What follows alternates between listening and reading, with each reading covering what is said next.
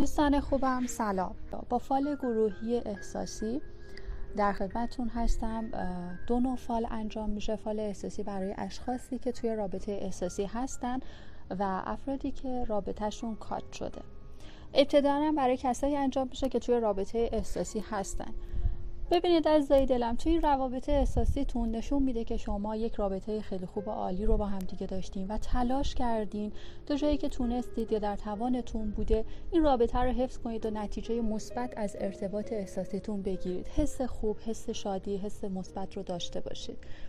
توی این رابطه احساسی شریک عاطفی شما گاهن فکر میکنه که شما یه مقدار توقعتون نسبت به ایشون زیاده و همین سطح توقعتون هست که باعث میشه که مشکلاتی رو توی رابطه احساسیتون برای همدیگه رقم بزنید و فکر میکنه اون اندازه‌ای که انتظار دارید ایشون نمیتونه خواسته های شما رو برآورده بکنه و باعث دلسردی و ناامیدی میشه توی رابطه احساسی. یا گاهن حتی ممکنه که حس ناامیدی در واقع براتون به وجود بیاره. ببینید عزیزای دلم، شریک احساسی شما رو دوست داره، به شما حس داره، شما براش جذابیت دارین، در قبال شما احساس مسئولیت میکنه، دوست داره کنار شما بوده باشه، ولی خب یه سری حرف‌ها، یه سری بحث‌ها و مشکلاتی ممکنه بینتون به وجود بیاد که باعث ناراحتی و دلخوری شریک احساسیتون بشه و ارتباطتون اونجوری که باید پیش نره یا از هم فاصله بگیرید، دوباره به سمت همدیگه برگردید. یه جورایی انگار که این ناراحتی‌ها نمک ارتباط شما شده، بینتون اختلاف هست و دوباره شرایط درست میشه. یه خبر خوشحال کننده دارم میبینم که از جانب شریک احساسیتون به شما میرسه و باعث خوشحالیتون هرچند کوتاه مدت میشه، ولی چیزی هست که انگار که منتظرش بودین، قرار بوده در موردش صحبتی بشه و در واقع این خبر از جانب شریک احساسی به شما خواهد رسید. اما ببینید شریک عاطفی شما یه مقدار انگار که فکر و خیال تو این رابطه احساسی میکنه، انگار که گاهی وقتا فکر میکنه که برای شما کمه، یا فکر میکنه که تصمیم گیری های اشتباه جفتتون تو این رابطه احساسی خب ارتباط رو خراب میکنه. یه جور حالت ناامیدی روی افکارتون هست، انرژی منفی که از سمت افکار شما توی رابطه احساسیتون ایجاد میشه و بهتره که این افکار رو شما مدیریت کنید و نذارید که ارتباطتون خراب بشه، چون رابطتون یک رابطه خوب هست. صرفاً این افکار منفی خودتون یا تصمیم گیری های غلطتون و مسائل این مدلی هست که باعث بحران توی رابطه احساسیتون میشه. کدورت های ریز ریز.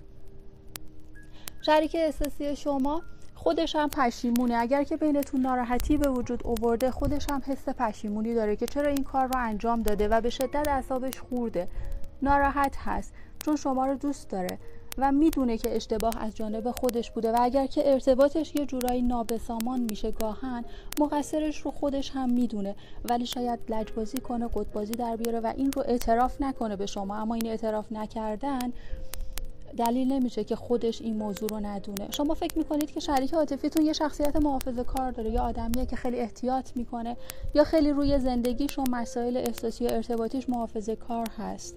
یه جور حس منفی این مدلی ممکنه نسبت به شریک احساسیتون گاهن دوچارتون بشه. اما شریک عاطفی شما واقعا دوست داره که این ارتباط رو حفظ کنه و کنار شما بوده باشه و رابطه رو یه جورایی با شما ادامه بده، چون این شروع جدیدی که با شما داشته انگار که شما با آدم‌های گذشته این شخصیت متفاوت بودین و بعضی وقتها نمیدونه که دقیقاً چه نوع ارتباطی یا چه نوع رفتاری با شما داشته باشه. شما دوست دارید که رابطه احساسیتون جدی‌تر بشه، شخصیت صبوری هم نیستید، ولی خب خیلی صبر کردین توی رابطه احساسیتون، دوست دارین که این بحث‌ها یه جورایی جدی‌تر بشه، یه جورایی اطمینان خاطر داشته باشین و افکار منفی نداشته باشین، یا اینکه حس اعتمادی که باید رو توی رابطه احساسیتون جلب بکنید در واقع. ولی گاهن تأثیرات اطرافیان و تأثیرات رفتاری خودتون باعث میشه که حالا از همدیگه فاصله بگیرید یا خدای نکرده بین شما 2 نفر در واقع جر و بحثی صورت بگیره. شریک احساسی شما دنبال آرامش میگرده، دنبال یک رابطه آروم، یه رابطه‌ای که بتونه مشکلات زندگی، شرایطش، گذشتهش، هر چیزی که براش اتفاق افتاده رو در کنار شما حلش بکنه. یعنی یه جورایی وقتی کنار شما قرار میگیره چیزی در مورد اون مشکلات وسط نبوده باشه و در کنار شما صرفاً آرامش داشته باشه. اگر که شریک احساسیتون از شما دور شده یا ارتباطتون توش سردی ایجاد شده و شرایط رابطتون خیلی خوب پیش نمیره، فال داره این نوید رو به شما میده که طی 10 زمان آینده که میتونه به روز، هفته، 10، 20 یا 30 بوده باشه، شرایط ارتباط احساسیتون درست میشه و همه چیز عوض میشه. هیچ چیزی پایه‌داری نداره توی رابطه احساسیتون که یه وقت فکر کنید که همیشه اوضاع این مدلی هست. میگه شرایط براتون تغییر میکنه، تقدیر و خوش اقبالی میارید و همه چیز به نفعتون میشه. به خواسته خودت میرسی، به اون چیزی که توی ذهنت هست و باعث آشفتگیت شده شما کاملا به خواسته خودت میرسی.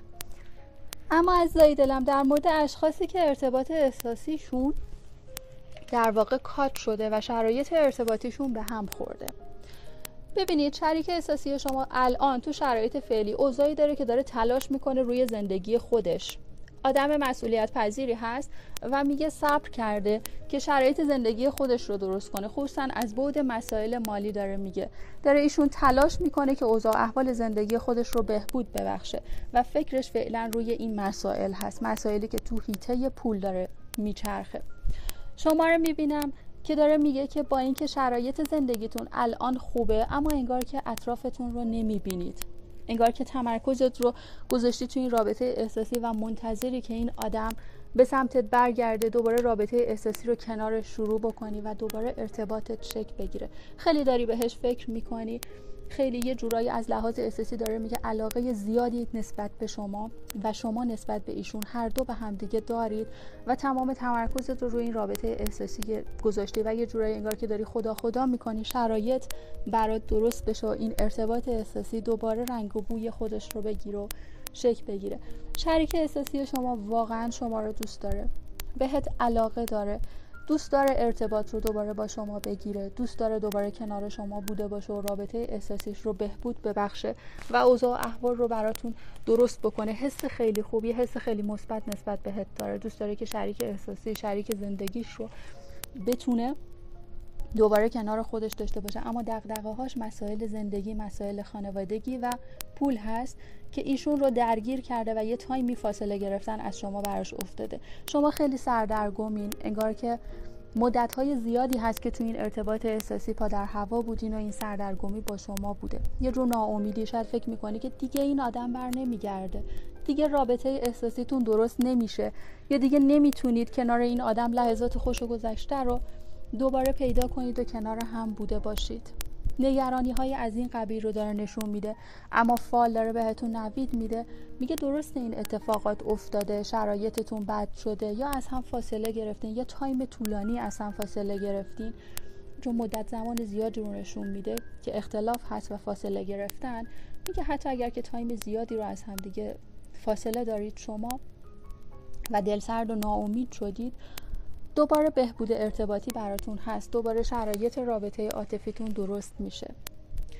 شریک احساسی شما یک مقدار آدم پرتوقعی هست، ذهنش درگیره. این آدم با اینکه شما میتونید براش یه شخصیت خوب بوده باشین، یه آدمی که در کنارش اون حس مثبت، اون شرایط خیلی خوب و مثبت رو براش رقم بزنید، اما این آدم پرتوقعه، آدمی هست که زیاده خواه، آدمی هست که حس میکنه که یه چیزی توی این ارتباط احساسی کمه و دنبال اون کم بوده است، دنبال اینه که اون موضوع یا اون شخص رو یا اون ایده رو به دست بیاره. یعنی داره میگه یه جورایی انگار که نسبت به رابطه احساسیش حس بی‌تفاوتی داشته، حس دلسردی، ناامیدی، بی‌انگیزگی و اینکه در واقع داره انتظار میکشه.